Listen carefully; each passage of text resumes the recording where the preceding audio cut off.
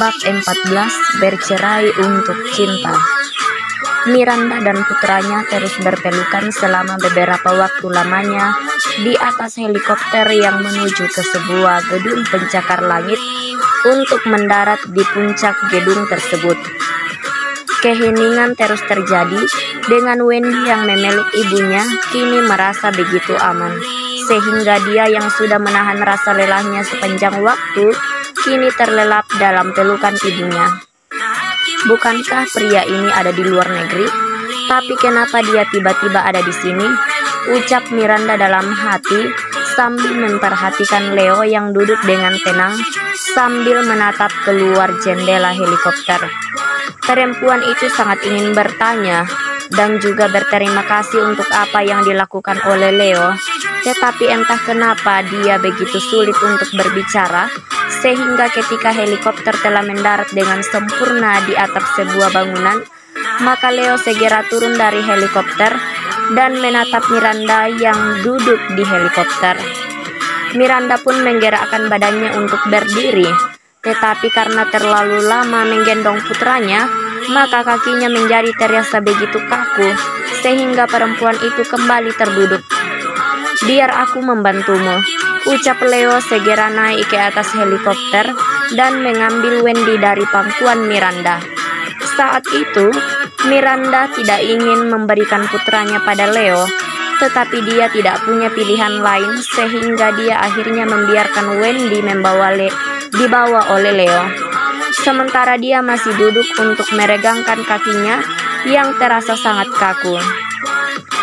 Sampai baling-baling helikopter telah berhenti berputar, barulah Miranda merasa lebih enak pada kakinya, sehingga perempuan itu turun dari helikopter dan berjalan menuju tangga darurat untuk meninggalkan balkon gedung tempat mereka berada.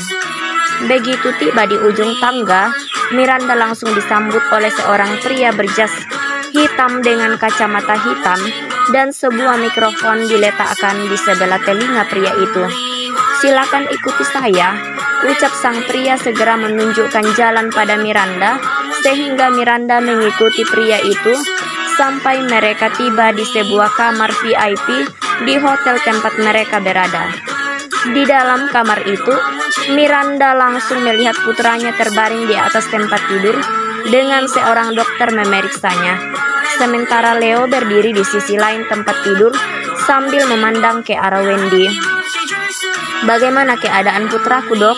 tanya Miranda pada sang dokter.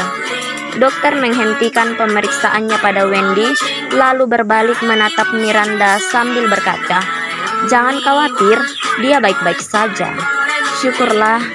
Miranda merasa sangat lega sehingga perempuan itu dengan cepat menghampiri putranya dan menggenggam erat tangan putranya. Sang dokter pun meninggalkan ruangan tersebut dengan Leo masih berdiri menatap dua orang yang ada di hadapannya. Pria itu menahan pertanyaannya dalam hati sampai beberapa saat kemudian Miranda akhirnya melepaskan tangan Wendy, lalu perempuan itu berdiri menatap Leo. "Terima kasih sudah menyelamatkanku dan putraku. Sebutkan saja berapa biaya yang harus kubayar untuk semua yang kau lakukan hari ini. Meski aku tidak bisa membayarnya dalam satu kali pembayaran, tetapi aku berjanji akan membayarnya sampai lunas, meski harus mencicilnya setiap bulan," ucap Miranda yang tidak mau berhutang pada pria di hadapannya.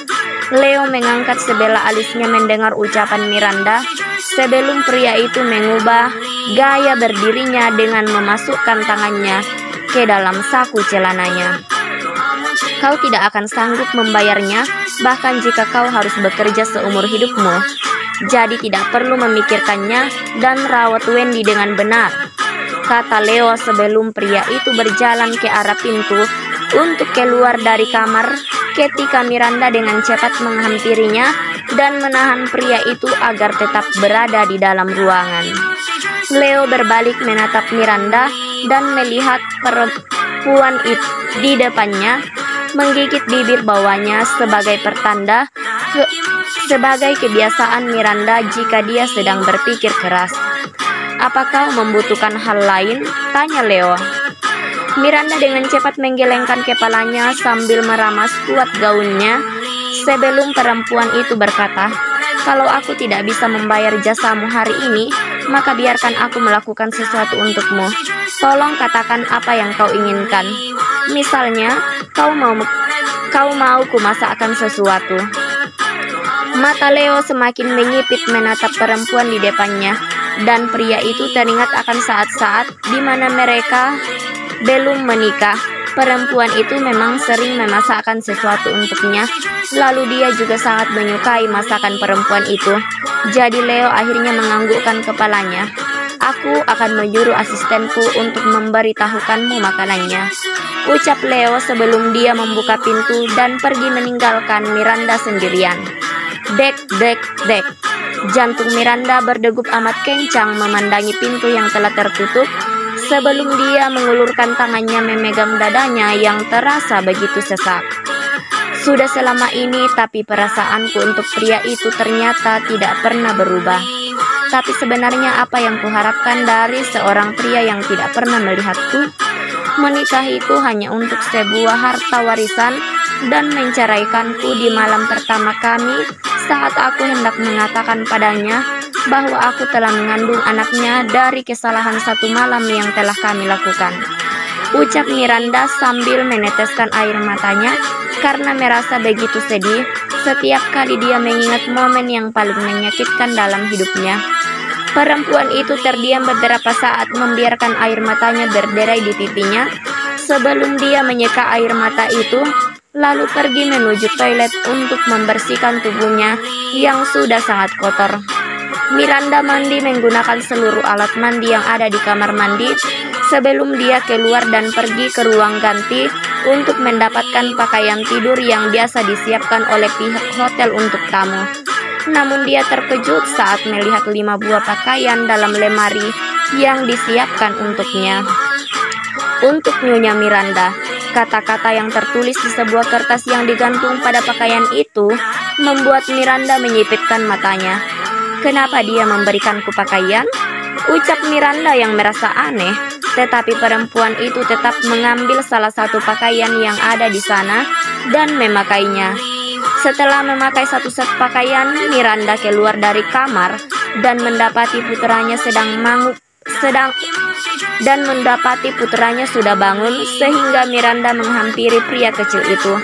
"Bagaimana perasaanmu, sayang?" tanya Miranda sambil mengusap rambut putranya dengan lembut.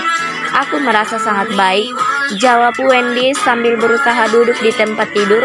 Lalu dia menatap ibunya dengan mata berbinar-binar sembari berkata, "Apakah pria yang menyelamatkan kita adalah ayah?" Ucapan putranya membuat Miranda tertegun selama beberapa saat karena dia tidak ingin memperlihatkan sisi baik Leo pada putranya. Namun dia juga tidak punya pilihan lain selain mengakui hal tersebut karena putranya memang mengetahui wajah Leo lewat internet yang sering dilihat oleh pria kecil itu. "Ya, tetapi kau tenang saja. Ibu akan membayar semua biaya yang telah ia keluarkan untuk menyelamatkan kita hari ini. Sekarang ayo mandi supaya kau menjadi lebih segar dan menjadi lebih tampan," ucap Miranda sambil membantu putranya turun dari tempat tidur, lalu membiarkan pria kecil itu memasuki kamar mandi. Setelah putranya masuk ke kamar mandi, maka Miranda pun segera mengambil brosur layanan hotel dan memesan makanan untuk putranya. Jika kalian ingin melihat semua daftar bab untuk novel ini, maka silakan buka playlist Bercerai untuk Cinta pada laman channel author. Terima kasih sudah membaca.